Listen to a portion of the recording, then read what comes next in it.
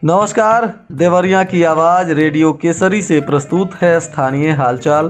पहले मुख्य हालचाल। फूफा ने ही कर दी साले के पुत्र की हत्या, एकौना पुलिस ने किया गिरफ्तार। युवाओं से स्टार्टअप शुरू कर प्रदेश के विकास में योगदान देने का किया गया आह्वान। राजकीय ITI देवरिया का CDO ने किया औचक निरीक्षण। DM और SP ने बरहज में जन सुनवाई करते हुए 10 मामलों का किया निष्पादन। स्थानीय हालचाल के इस अंक के साथ मैं अनिकेत मिश्र। अब हालचाल विस्तार से।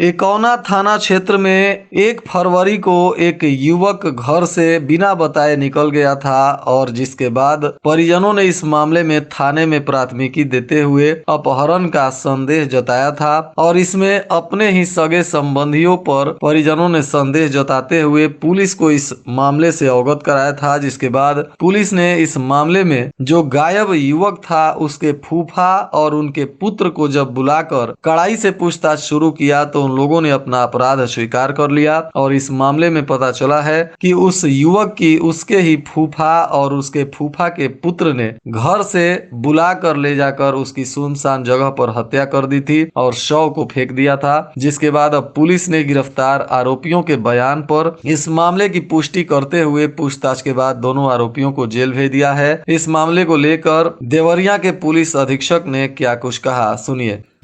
ये जनपद देवरिया में थाना इकोना क्षेत्र के अंतर्गत बकरुआ गांव की घटना है, जहां एक 14 वर्षीय लड़का 1 तारीख को घर से बिना किसी को बताए निकल गया था। इनमें शाम तक नहीं मिलने पर परिवारजनों द्वारा थाने पर तहरीर दी गई, जिसके आधार पर स्वतंत्र धाराओं में अपहरण का मुकदमा पंजीकृत किया गया। परिवारजनों द्वारा अपने ही रिश्तेदारों गायब हुए लड़के के फूफा और उनके लड़के पर शक बताए जाने पर पुलिस द्वारा इन पारिवारिक जनों से पूछताछ की गई, जिन्होंने पूछताछ में अपना अपराध स्वीकार कर लिया। इन्होंने स्वीकार किया कि इन्होंने लड़के के पिता के तानों से तंग आकर 1 तारीख को ही लड़के को जो है मोबाइल देने के बहाने मोटरसाइकिल पर ले गए और बाद में उसकी गला दबाकर हत्या कर दी। इस संबंध में जो दोनों अपराधी हैं, मुख्य अपराधी हैं, जो मृतक लड़के के फूफा और उनका लड़का है, दोनों को पुलिस द्वारा गिरफ्तार कर लिया गया है। ग्लोबल इन्वेस्टर समिट 2023 को देखते हुए छात्रों के लिए 1 दिवसीय उन्मुखीकरण कार्यक्रम का आयोजन संत विनोबा PG कॉलेज में हुआ। कार्यक्रम के मुख्य अतिथि पूर्व सूचना आयुक्त सुबेश कुमार सिंह IPS ने वहां मौजूद लोगों को संबोधित करते हुए कहा कि प्रदेश की इन्वेस्टर फ्रेंडली नीति से युवाओं को लाभ लेना चाहिए और युवा उद्यमिता विकसित करने के लिए इसमें मुख्य रूप से काम करें। उन्होंने कहा कि युवा स्टार्टअप प्रारंभ कर प्रदेश के विकास में अपनी नई गाथा लिख सकते हैं और इसके लिए सभी युवा अपना योगदान दें। युवाओं को संबोधित करते हुए उन्होंने कहा कि प्रदेश में $1 ट्रिलियन के इकोनॉमी बनाने का सामर्थ्य है। सरकार की नीति युवाओं के हितों का संवर्धन करने वाली है। उन्होंने युवाओं को 25 विभिन्न प्रकार के उद्यम से संबंधित प्रदेश सरकार की नीतियों की जानकारी दी और कहा कि निवेश से क्षेत्रीय विषमता दूर होगी और प्रदेश का चतुर्थिक विकास होगा। प्रदेश में एयरपोर्ट, एक्सप्रेसवे तथा जल मार्ग का भी विकास हुआ है।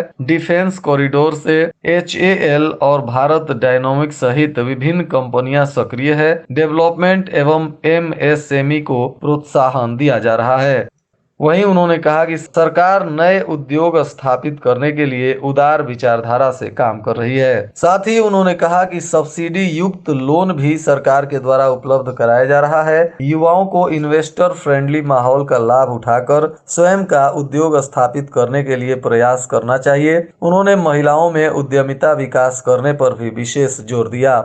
मुख्य विकास अधिकारी रविंद्र कुमार ने जनपद के इंडस्ट्रियल इंफ्रास्ट्रक्चर एवं विभिन्न रोजगार परक योजनाओं से छात्रों को रूबरू कराया। उन्होंने कहा कि प्रदेश एवं जनपद में निवेश के लिए बेहतरीन वातावरण उपलब्ध है। उन्होंने स्वयं सहायता समूहों के द्वारा संचालित देवरिया हाट का भी विशेष रूप से उल्लेख किया। मुख्य विकास अधिकारी रविंद्र कुमार के द्वारा राजकीय ITI देवरिया में फिटर फाउंड्री मैन टेक्नीशियन कार्यशाला निर्माण का आकस्मिक निरीक्षण किया गया। इस परियोजना की कुल लागत 1,08,04 रुपए है, जिसकी कुल धनराशि कार्यदायी संस्था को अवमुक्त की जा चुकी है और इसका कार्य प्रगति पर चल रहा है, जिसको लेकर उन्होंने जांच पड़ताल किया और वहां मौजूद पदाधिकारियों तथा कर्मियों को उचित दिशा निर्देश दिया। जिलाधिकारी जितेंद्र प्रताप सिंह एवं पुलिस अधीक्षक संकल्प शर्मा ने शनिवार को बरहज तहसील में संपूर्ण समाधान दिवस के अंतर्गत फरियादियों की समस्याओं का समाधान किया। कुल 68 मामले आए थे, जिनमें से 10 मामलों का समाधान कर दिया गया और दूसरे मामलों का निस्तारण भी संपूर्ण समाधान दिवस शासनादेश के निर्धारित 7 दिन की समयावधि के भीतर करने का निर्देश दिया गया है। वहीं वरासत दर्ज करने के एक प्रकरण में अकारण विलंब करने पर डीएम ने लेखपाल को निलंबित कर दिया। ग्राम करौदी झझवा टोला निवासी पूजा देवी के पति की मृत्यु के 2 माह बाद भी अकारण वसारत दर्ज नहीं होने की शिकायत की, जिस पर उन्होंने लेखपाल के द्वारा बार बार दौड़ाए जाने की बात भी कही। डीएम ने लेखपाल प्रमोद प्रसाद से बार बार दौड़ाए जाने का वजह पूछा तो उन्होंने समुचित उत्तर नहीं दिया, जिस पर उन्होंने गहरी नाराजगी व्यक्त की और उत्तरदायी तय करते हुए उन्होंने निलंबित करने का निर्देश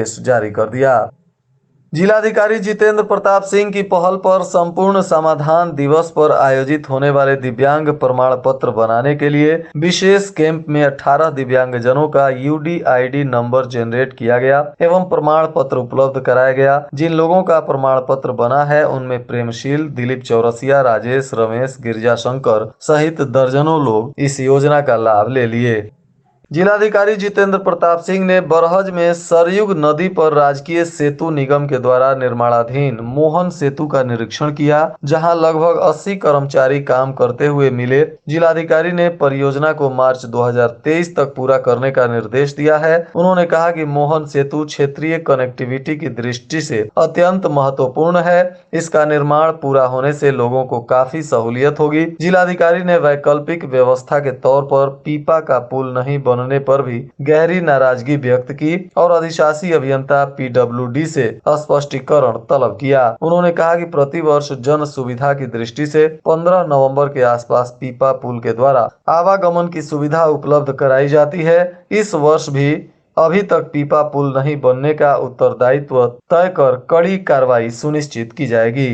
अगर समय से कैंसर की पहचान हो जाए और इलाज करवा लिया जाए तो व्यक्ति सामान्य जीवन जी सकता है, परंतु दिक्कत तब ज्यादा बढ़ जाती है जब लक्षणों को नजरअंदाज करते हुए लोग चिकित्सक के पास पहुंचने में देर करते हैं। जिलाधिकारी जितेंद्र प्रताप सिंह ने शनिवार को धन्वंतरी सभागार में विश्व कैंसर दिवस के अवसर पर आयोजित संगोष्ठी में इस बातों को कहा। जिलाधिकारी ने कैंसर जागरूकता के प्रति अभियान चलाने का भी निर्देश दिया और कहा कि सर्वाइकल कैंसर का लक्षण दिखते ही व्यक्ति जागरूकता का परिचय देते हुए जिला अस्पताल में निःशुल्क जांच करवाए एवं उपचार प्राप्त करे। 30 से 65 आयु वर्ग की महिला को विशेष सतर्कता बरतने की आवश्यकता बताई गई है। सीएमओ डॉक्टर राजेश झा ने कहा कि आशा कार्यकर्ता की मदद से नजदीकी हेल्थ एंड वेलनेस सेंटर पर कैंसर के स्क्रीनिंग की सुविधा भी उपलब्ध है। स्क्रीनिंग के बाद लक्षणों की पुष्टि होने पर संभावित मरीज को रेफर कर दिया जाता है। और आज के मौसम का तापमान देवरिया में न्यूनतम 13 डिग्री सेल्सियस और अधिकतम 22 डिग्री सेल्सियस रहने की संभावना है। अंत में मुख्य हालचाल एक बार फिर। फूफा ने ही कर दी साले के पुत्र की हत्या, एकौना पुलिस ने किया गिरफ्तार। युवाओं से स्टार्टअप शुरू कर प्रदेश के विकास में योगदान देने का किया गया आह्वान। राजकीय आईटीआई देवरिया का सीडीओ ने किया औचक निरीक्षण। डीएम और एसपी ने बरहज में जन सुनवाई करते हुए 10 मामलों का किया निष्पादन। इसके साथ ही रेडियो केसरी से प्रसारित स्थानीय हालचाल का यह अंक समाप्त हुआ। नमस्कार।